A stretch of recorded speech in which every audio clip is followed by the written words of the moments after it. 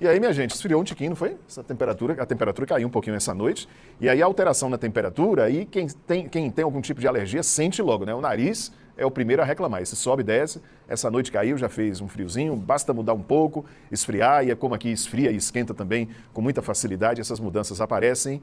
E o que fazer para amenizar os sintomas, hein? Aquela coceira danada, a corize, né, Edson? Daqui a pouco a garganta começa a coçar também. O que é que a gente pode fazer, meu irmão, para dar uma aliviada nesses sintomas que incomodam demais, né? Boa tarde.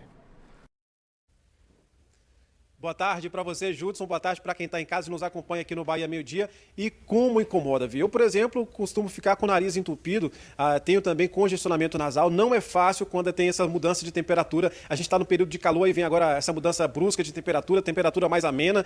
E para a gente ajudar o telespectador nesse momento agora de mudança de temperatura e também os impactos nas vias respiratórias, eu vou conversar agora com Oswaldo Júnior, ele que é otorrinolaringologista. Doutor, qual o impacto da mudança da temperatura nas vias respiratórias? Boa tarde. Boa tarde, Edson. Boa tarde, Judson. Boa tarde aos telespectadores. Então, a mudança do tempo constante, aqui em Vitória da Conquista a gente convive já com isso, afeta de fato as vias respiratórias, causando inflamação, ressecamento, congestão, aquele funga-funga, aquela coriza, muito comum aqui para as pessoas que moram em Vitória da Conquista. Então, realmente, tem algumas estratégias que podem amenizar esses problemas. Que estratégia, doutor?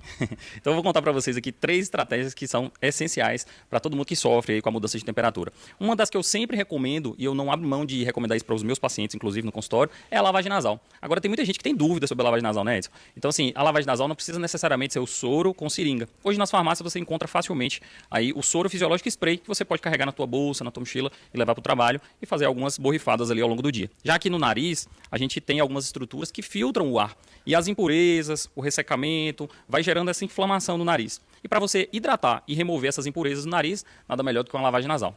Outra dica que eu recomendo sempre é a hidratação oral, tomar bastante água. E quando o tempo está assim, um tempo mais frio, a gente acaba bebendo menos água. E é importante demais a hidratação. Então, leve sempre sua garrafinha para onde você for. A terceira dica, e essa é muito importante, principalmente para quem tem rinite, como você falou aí, que fica com o nariz entupido, congestionado, com a mudança do tempo, é forrar a tua cama e o teu travesseiro com uma capa impermeável. Essa capa você encontra nas lojas de cama, mesa e banho aí facilmente. É um produto simples, barato e que vai te ajudar bastante. Você falou, doutor, sobre a questão da capa, a troca de lençóis, da capa também do travesseiro, a lavagem também do edredom, isso deve ser feito com que frequência? Então, isso é muito importante que seja feito, no mínimo ali semanalmente. Por quê? Porque no lençol, na sua fronha, no seu edredom, ficam restos das nossas peles, da descamação da nossa pele. E os ácaros, que são pequenos organismos que ficam ali nas espumas, no colchão, no lençol, eles se alimentam disso. E eles que produzem, de fato, ali pequenas partículas que vão gerar muitos sintomas alérgicos, principalmente para quem tem rinite. Então, é importante que seja trocado ali pelo menos semanalmente. Agora, doutor, a gente sabe também que muita gente, pelo o imediatismo, a questão do efeito mais rápido, acaba recorrendo aos corticoides. Aí eu estou falando prednisolona e prednisona. Qual o risco desses medicamentos aí que as pessoas acabam tomando sem qualquer tipo de orientação ou prescrição médica?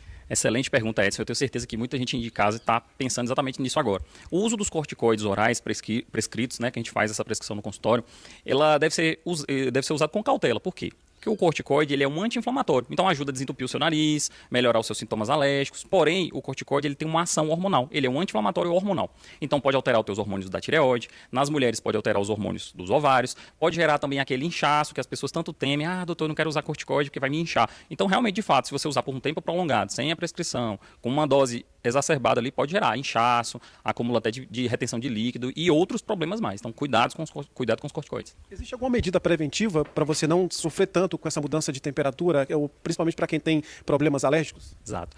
A mudança, a principal dica aqui que eu dou para você que tem rinite é faça um acompanhamento ao longo do ano inteiro. Por quê? Porque quando o tempo muda, quando começa a esfriar, quando o tempo fica seco demais, a gente vai sofrer mais ainda. Então, imagina se você já tem a rinite descontrolada ao longo do ano inteiro e você não acompanha com nenhum especialista, quando acontecem essas mudanças bruscas, você vai sofrer mais. Então, minha dica é, procure um profissional da sua confiança e faça um acompanhamento ali ao longo do ano inteiro, porque tem muitas estratégias que a gente consegue no consultório melhorar muito a qualidade de vida de quem tem rinite.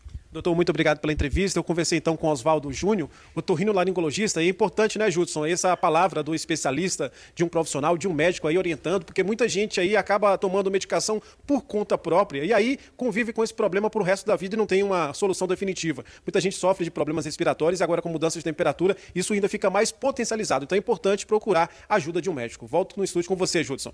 E nada de tomar remédio por conta própria, né? Isso é uma fala para todos nós, inclusive para mim também. Às vezes a gente é tentado, não, toma não sei o quê, tal. Não, tem de procurar o profissional para que o remédio seja prescrito de forma correta e que produza os efeitos, né, necessários e depois a gente não tenha problema. Doutor Oswaldo, obrigado pela participação. Deixa eu